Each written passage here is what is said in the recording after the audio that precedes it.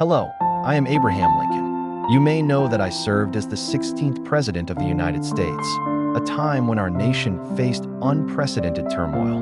Today, I will take you on a journey through my life, from a poor farm boy to the presidency, a journey filled with struggles and challenges, but also with unwavering faith and hope that MY story is not one of heroic legends or grand beginnings. I came from humble roots, born in a log cabin in Kentucky, living a life of poverty. But even in those early years, my parents instilled in me the values of perseverance and self-reliance. Despite the hardships, I never stopped believing in the pursuit of a better life, nor did I waver in my commitment to freedom and justice. I've always believed that with hope and hard work, anyone can contribute to changing the world. MY life is not just the story of one man's struggle, but the story of a nation's journey, from division to unity, from darkness to light. The United States was once on the brink of dissolution, but it was during this very moment that I chose to stand up, to defend the unity of our nation and the liberty and dignity of every citizen that in the coming moments, I will walk you through the pivotal moments of my life, from my difficult early years and my struggle to learn, to my work as a lawyer and legislator, and ultimately to my rise to the presidency. We will also revisit the critical moments of history, when our nation stood at a crossroads, and I made decisions that shaped the future of America. Today, I want to share with you my story, not just as a recounting of events, but as a reflection of the choices, beliefs, and determination that defined me. Through these moments, I hope you will understand not just me, but the journey of every person who has fought to leave their mark on history.so. Let us begin this journey together and look back on how I became the leader who stood firm in America's darkest hour. I was born on February 12, 1809, in a humble log cabin in Hardin County, Kentucky. My parents, Thomas and Nancy Lincoln, were farmers, and life was hard for us. We didn't have much, but we had each other. I was the second child of three, and the first to survive past infancy. From the start, my life was marked by a series of hardships, but it was also marked by the lessons I learned from those struggles. When I was just 9 years old, my mother, Nancy, died of a sickness called milk sickness. It was a hard blow to my young life, and it left me with a deep sense of loss. My father remarried soon after to a kind woman named Sarah Bush Lincoln, who would go on to play an important role in my upbringing. She saw the spark of curiosity in me and encouraged me to continue my education, even though I had very little formal schooling. In fact, throughout my childhood, I had very little access to education. I was lucky if I got to attend school for a few months out of the year. The schools were small, the teachers were often unqualified, and the books were scarce. But that didn't stop me. I had an insatiable thirst for knowledge, and I would read anything I could get my hands on. A Bible, a few old textbooks, and even the laws of nature, whatever I could find, I devoured. I would read by the light of a fire or, later, by oil lamps. I always believed that education was my way out of poverty, my ticket to a better life. I learned to write and do arithmetic, though I wasn't formally taught in a classroom. It was a lonely pursuit, often done by candlelight, after a long day of work on the farm. But it was a pursuit that shaped my entire life. Books were my escape. They gave me something to dream about, something to strive for. There's a famous saying that the best way to predict the future is to create it. That's how I felt about knowledge. It was the key to shaping my future, and I knew it would help me climb out of the poverty that seemed so permanent. The more I read, the more I saw that education wasn't just about knowing things. It was about understanding the world and the choices that could be made to improve it. The struggle for knowledge became my greatest weapon. By the time I was in my teens, I had read nearly every book in the area. Anything from the Bible to Shakespeare, from Aesop's fables to the works of the great thinkers of the age. And while my peers were working in the fields or playing games, I was reading, writing, and thinking about how the world worked. When I was 21, I left home and moved to New Salem, Illinois. There, I worked a variety of jobs: store clerk, rail splitter, and surveyor. I wasn't sure what my future held, but I knew I needed to keep learning. And I did. During my time in New Salem, I started reading law books, a decision that would alter the course of my life. I had no formal legal training, but I borrowed books and studied them on my own. I taught myself the basics of law, and by 1836, I was ready to take the bar exam. and become a licensed attorney.it was in those early years, when I was just a young man working odd jobs and reading in every spare moment, that I first began to think about politics. The small town of New Salem didn't offer much in terms of opportunity, but it gave me a chance to meet people, practice speaking, and engage in debates. I was drawn to the idea of making a difference. I believed that the country could be better, fairer, more just, and that I could play a role in that. Looking back now, I see that those early years were not only about learning, but about building the foundation for everything that would come later. The struggles of my childhood, the desire for education, and the belief that knowledge could lead to a better life shaped my worldview. It gave me a sense of purpose, a deep conviction that I could make a difference, no matter where I came from or how little I had to start with. As I entered adulthood, my focus shifted from simply surviving to striving for something greater. At the age of 21, I moved to New Salem, Illinois, a small village where I hoped to find work and build a future. It was there, in the humble surroundings of a frontier town, that I began to find my calling, not in the fields, but in the world of ideas and public service. That I worked a variety of jobs in New Salem, as a store clerk, a postmaster, and a surveyor. But as I worked, I was always thinking about the future, about the life I could make for myself beyond the confines of manual labor. While working at a general store, I began to take a serious interest in the law. One day, I decided that if I was going to amount to anything, I needed to become a lawyer. I had no formal legal education, no law school to attend. But I wasn't deterred by the challenges ahead. I began borrowing law books, reading them diligently, and teaching myself the legal principles that would guide me through my future career. By the time I was 25, I felt ready to take the bar exam. And in 1836, I officially became a practicing attorney.it first. I had little more than ambition and a strong desire to help people. I started my legal practice in Springfield, Illinois, and over time, I earned a reputation for my honesty, integrity, and the way I fought for the underdog. The cases I took were often difficult, but I was known for my hard work and my ability to think clearly and strategically. It was during these early years as a lawyer that I developed a strong belief in the power of the law to protect justice. I saw the law as a tool for fairness, not just for those who could afford it, but for every citizen, no matter their background. This belief would later become one of the cornerstones of my presidency. While building my career as a lawyer, I also started to take an interest in local politics. In 1834, I was elected to the Illinois state legislature as a member of the Whig Party. I was young and relatively unknown, but I had a strong sense of right and wrong, and I wasn't afraid to speak out about what I believed. That I became known for my straightforward approach to issues and my willingness to stand up for what was right, even when it wasn't popular. The Whigs at the time were focused on economic development, modernizing the country, and limiting the spread of slavery. I shared these values, and I quickly found my place among them. While serving in the legislature, I also began to make a name for myself as a public speaker. I wasn't naturally gifted at oration, but I worked hard to improve my ability to connect with people. I would give speeches on issues that were important to me, such as internal improvements, like railroads, the need for better education, and the moral crisis of slavery. That I wasn't the only one speaking out on these issues, of course. But in 1846, I was able to take my political career to the next level when I decided to run for Congress. I was elected to the U.S. House of Representatives, and I served one term, from 1847 to 1849. This was an important step in my journey, as it exposed me to the larger national stage. While in Congress, I became increasingly concerned with the expansion of slavery into the new territories gained after the Mexican-American War. I believed that the war was unjust, an attempt to extend slavery into new lands, and I took a stand against it. However, my opposition to the war did not sit well with many of my colleagues, and I found myself in the minority on several important issues. After my term in Congress, I returned to Illinois and resumed my legal practice.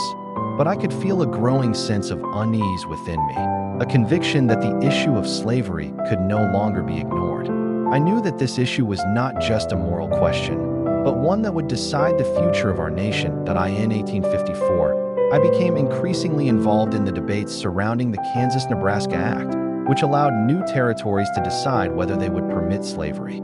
I felt that this bill would further divide the nation, and I could not stay silent. I publicly condemned the law, and this marked the beginning of my vocal opposition to the spread of slavery. By 1858, I was gaining a reputation as a strong, principled voice in the fight against slavery. That year, I ran for U.S. Senate against the incumbent, Stephen A. Douglas. We engaged in a series of famous debates where we clashed over the future of slavery in America.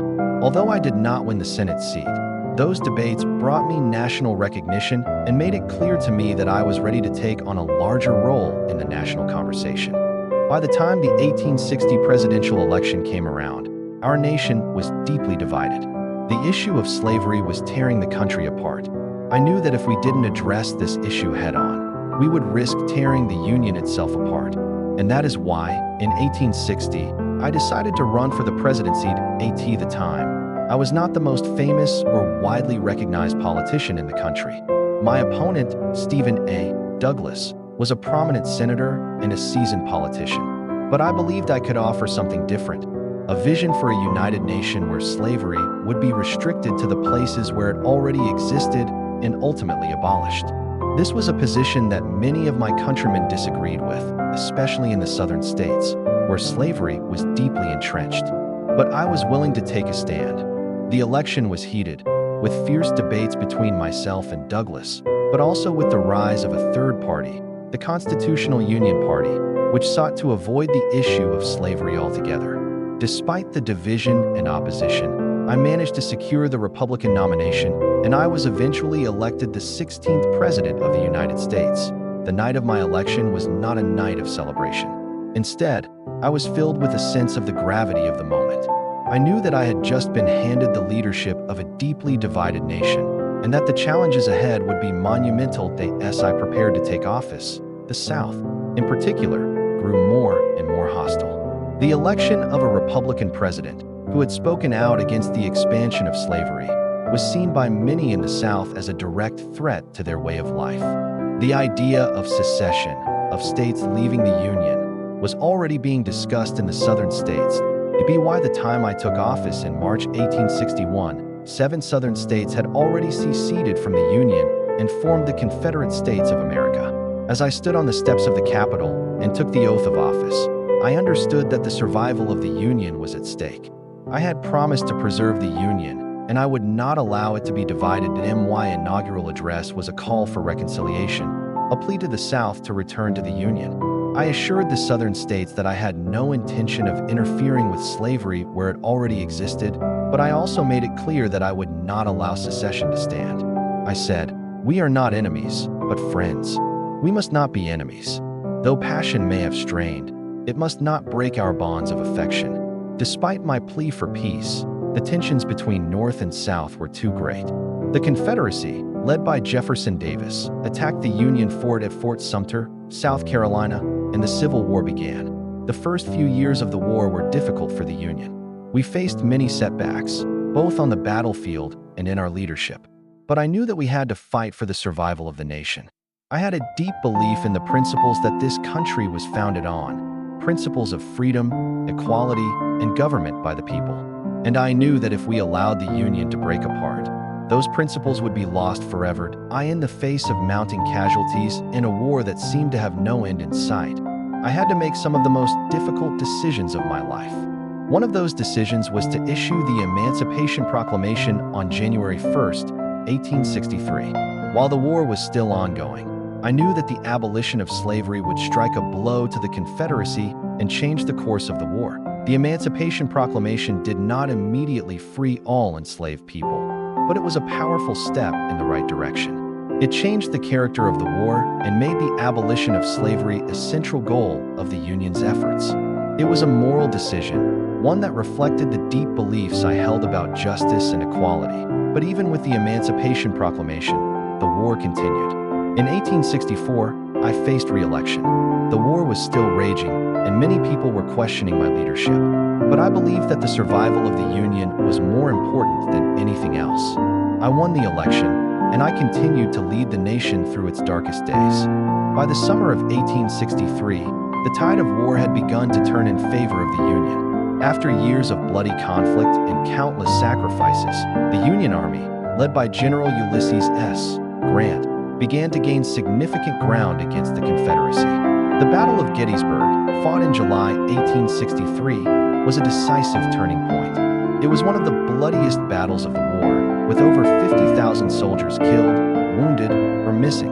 But despite the enormous loss of life, the Union emerged victorious, and the Confederacy's hopes of a successful military campaign began to fade as the war continued. The struggle became not only one of military victory, but of ideals. The fate of slavery, the question of whether a nation conceived in liberty could truly survive, and the principles of equality and freedom became inextricably linked to the outcome. It was clear to me that the preservation of the Union and the abolition of slavery were no longer just political goals.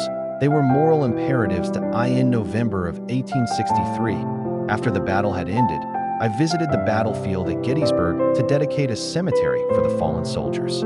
On that day, I delivered what would become one of the most famous speeches in American history, the Gettysburg Address. Though I had only a few minutes to speak, the message I conveyed was powerful and clear. In a few brief lines, I reminded the American people of the nation's founding principles, that all men are created equal, and that the government was of the people, by the people, for the people. I called for a new birth of freedom, and for a government that would ensure liberty and equality for all. My words were not only meant to honor those who had died at Gettysburg, but also to rekindle the American spirit and to remind the nation of its higher purpose. The war, I said, was not just about defeating the Confederacy. It was about ensuring that the United States would remain true to its founding ideals. The sacrifices of those who had fallen, I believed, could not be in vain. The nation's survival depended on its commitment to freedom, equality, and justice for all. The war was far from over after Gettysburg. The Confederacy, though weakened, still posed a significant threat, and the war continued to rage on through 1864. As president, I faced immense pressure. The Union Army had suffered significant losses, and morale was low. Many Americans were weary of the war, and some questioned my leadership. The elections of 1864 loomed large, and I knew that if I lost, the country's chances of reunification and victory in the war would be severely undermined. Despite the immense challenges, I remained determined to see the Union restored. I pushed forward with several key initiatives, including the passage of the 13th Amendment, which would permanently abolish slavery in the United States. This was a cause I had championed for years, and I knew that the passage of this amendment would be crucial for the future of the country. On January 31st, 1865, after months of hard work and political maneuvering, the 13th Amendment passed in Congress, marking a monumental step in the fight for freedom and equality. In November 1864, I was re-elected president, and I saw it as a mandate from the people to continue the fight for the Union and for the principles of liberty and equality. The war, however, was still far from over. General Grant, having taken command of the Union Army, began to wear down the Confederate forces. The Confederacy, under President Jefferson Davis, was struggling to maintain its military and civilian morale. By the spring of 1865, the Confederacy's collapse was imminent. On April 9, 1865, General Lee, the commander of the Confederate Army, surrendered to General Grant at Appomattox Courthouse. This marked the official end of the war. The long years of conflict were over, and the Union had been preserved. The war was over, but the work had just begun. The country was in ruins. Nearly 600,000 soldiers had died, and countless others had been wounded. The South lay in devastation, its cities destroyed, its economy shattered. But perhaps the most daunting challenge lay in healing the deep wounds between the North and South, and in rebuilding the nation that had almost torn itself apart. I knew that the path to reconciliation would not be easy. The idea of reconstruction, the process of reintegrating the Southern states back into the Union, was a delicate matter. While I believed that the Southern states should be treated with fairness and dignity, I also knew that they must accept the end of slavery and the new reality of a nation committed to freedom and equality. In my second inaugural address, delivered in March 1865, I appealed to the nation for healing. I called for malice toward none and charity for all, urging the people to move forward with firmness in the right, as God gives us to see the right. The speech was a call for forgiveness, for reconciliation, and for the rebuilding of a nation that had been tested by war. As I worked toward the reconstruction of the nation, I faced resistance from many quarters. Some wanted to punish the South, while others felt that the process of reintegration needed to be expedited. My vision for Reconstruction was one of unity and compassion, believing that the only way to move forward was through a spirit of forgiveness and mutual respect. However, just as the country was beginning to take its first steps toward recovery, tragedy struck once again. On the evening of April 14, 1865, I was attending a play at Ford's Theater in Washington, D.C., when an assassin named John Wilkes Booth shot me in the back of the head. I was rushed to a nearby house, where I died the next morning, just 5 days after the Confederacy's surrender. Though my life was cut short, my work was not in vain. The Union had been preserved, and slavery had been abolished. The nation was beginning the long process of healing. The work of Reconstruction, though fraught with challenges, would continue under my successors, but the foundation for a more unified, just, and free nation had been laid. My death left the country in shock and mourning, but it also galvanized the nation's commitment to the ideals of liberty and equality for all. The struggle I had begun would continue, but my death, in many ways, symbolized the sacrifice and cost of securing those freedoms. My life had been one of struggle and sacrifice, but I believed it had been worth it. The nation I had worked to preserve was now free to grow, heal, and move forward. The day of April 14, 1865, was meant to be a moment of relief and celebration. The Civil War had come to an end, the Union was preserved, and the slaves had been freed. I had worked tirelessly to ensure that this nation, which had been divided so violently, would emerge stronger and united. I had held out hope that, with time, we could heal the wounds inflicted by 4 years of war. But as I sat in the presidential box at Ford's Theater in Washington, D.C., I did not know that my life was about to come to a tragic and violent end. John Wilkes Booth, a Confederate sympathizer, crept into the theater and shot me in the back of the head. The assassin then fled the scene, and I was carried to a nearby house, where I was surrounded by those who had been with me through the darkest hours of the war. That I died early the next morning, on April 15, 1865, just 5 days after General Robert E. Lee's surrender at Appomattox. The nation was stunned. The man who had worked so hard to preserve the Union, to abolish slavery, and to heal a divided country was gone in an instant.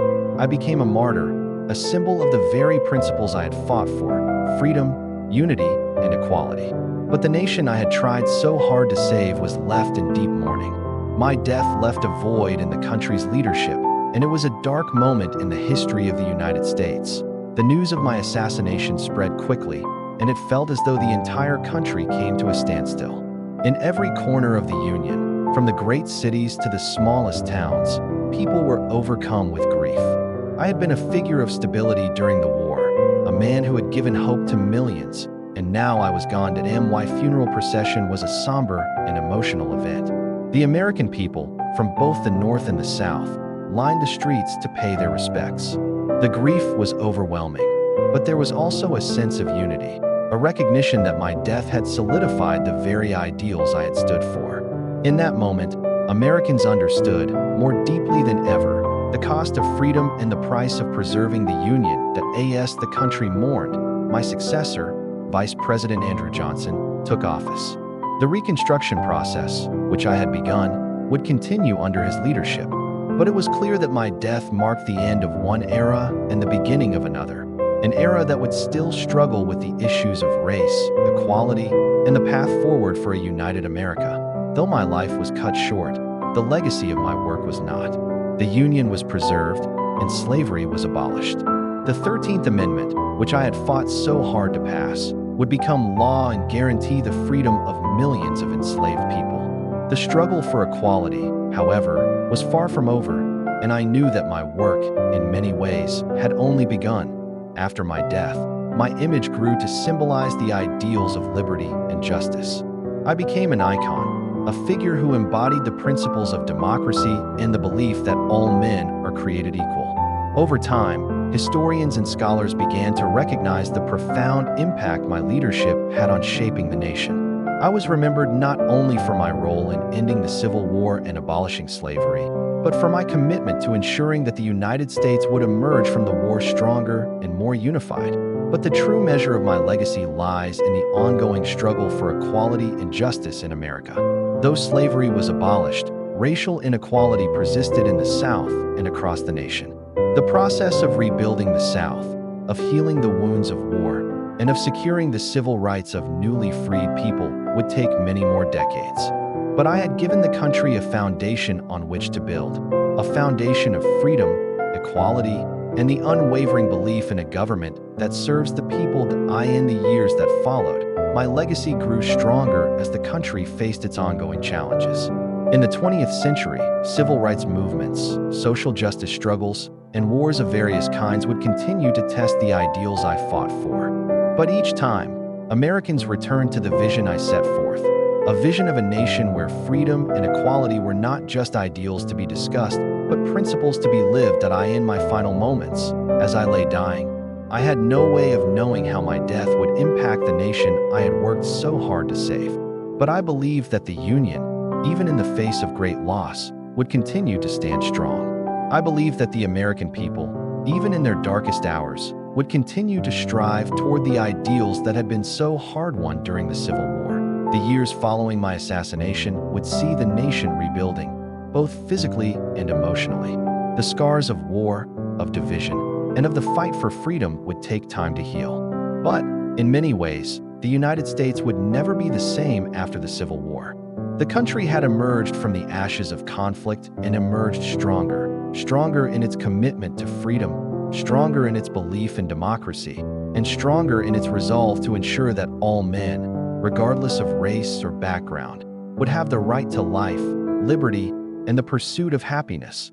Though I did not live to see it, I believed that the United States would continue to grow into the nation I had envisioned, a nation that would, despite its struggles, continue to move closer to the ideals of liberty and justice for all. Though my life was cut short, the ideals I fought for did not die with me. In the years following my assassination, my name became synonymous with freedom, equality, and the preservation of the Union. I had always believed that the United States, despite its flaws, was a nation dedicated to the highest principles of liberty and justice. In my final moments, I had hoped that the sacrifices made during the Civil War would set the stage for a future where those principles were fully realized. And over time, that is exactly what happened. After my death, I became more than just a man. I became a symbol, an enduring symbol of the fight for freedom and the idea that a government of the people, by the people, for the people could truly succeed. In the years that followed, my image was often invoked in times of national crisis, and my words echoed through speeches given by leaders who sought to remind the American people of their collective purpose. The abolition of slavery was the most significant achievement of my presidency, and the 13th Amendment became the cornerstone of a new chapter in American history. Though I could not see the full implementation of my vision for equality, the legal end of slavery opened the door for further civil rights advances.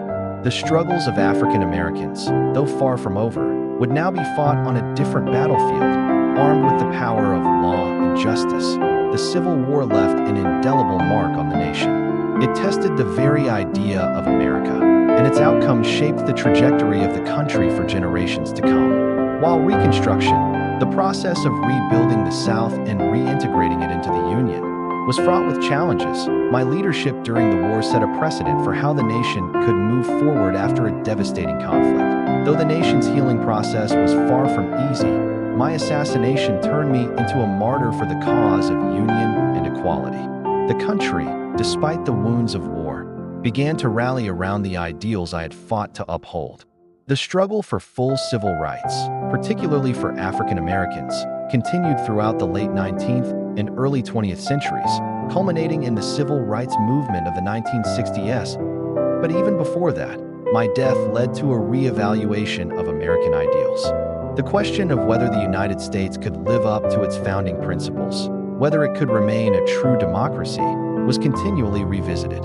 My vision for a nation that protected the rights of all its citizens, regardless of race or background, inspired generations of reformers, activists, and politicians in the decades following my death. My name was invoked by both Republicans and Democrats alike, each claiming my mantle as a champion of freedom and democracy. Presidents from both parties have spoken of my leadership, referencing my words, my actions, and my dedication to the Union. It was not just my political actions that shaped America's future, it was my moral clarity. I was unwavering in my belief that the Union must be preserved, that slavery must be abolished, and that every American, no matter their race, had the right to freedom and self-determination. Even in the most difficult moments, when victory seemed distant and failure seemed inevitable, I held on to those principles. In the face of national despair, I provided hope.